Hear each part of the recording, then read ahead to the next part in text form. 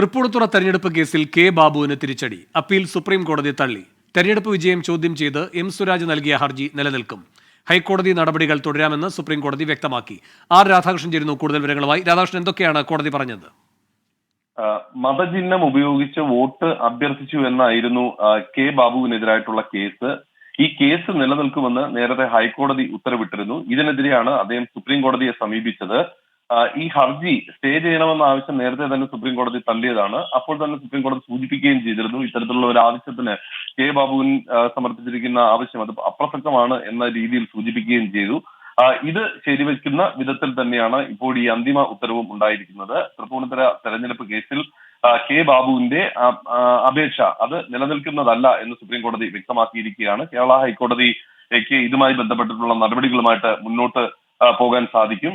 ഇക്കാര്യത്തിൽ സുപ്രീം കോടതി പറഞ്ഞിരിക്കുന്നത് ഹൈക്കോടതിക്ക് ഏതെങ്കിലും വിധത്തിലൊരു പിഴവ് സംഭവിച്ചിട്ടില്ല എന്നുള്ളതാണ്. കെ ബാബുവിന്റെ വാദങ്ങൾ അത് ഹൈക്കോടതിക്ക് പിഴവ് സംഭവിച്ചു എന്നതടക്കമുള്ളവ നിലനിൽക്കുന്നതല്ല, അല്ലെങ്കിൽ വസ്തുതകൾക്ക് നിരക്കുന്നതല്ല എന്നാണ് വ്യക്തമാക്കിയിരിക്കുന്നത്. മതചിഹ്നം ഉപയോഗിച്ച് വോട്ട് അഭ്യർത്ഥിച്ചു എന്നതുമായി ബന്ധപ്പെട്ട് ഹാജരാക്കിയ രേഖകൾ അടക്കം ഉദ്ധരിച്ചുകൊണ്ടാണ് ഹൈക്കോടതി ഇക്കാര്യത്തിൽ പറഞ്ഞിട്ടുള്ളത്. ഏതായാലും ഈ ഹൈക്കോടതി നടപടികൾ മുന്നോട്ട് പോകട്ടെ, ആ വിചാരണ നടക്കട്ടെ എന്നുള്ളതാണ് ഇപ്പോൾ സുപ്രീം കോടതിയുടെ തീരുമാനം. ശരി. തൃപ്പൂണിത്തുറ നിയമസഭാ തെരഞ്ഞെടുപ്പ് കേസിൽ കെ ബാബുവിന് തിരിച്ചടി. ആർ രാധാകൃഷ്ണനാണ് വിവരങ്ങൾ നൽകിയത്.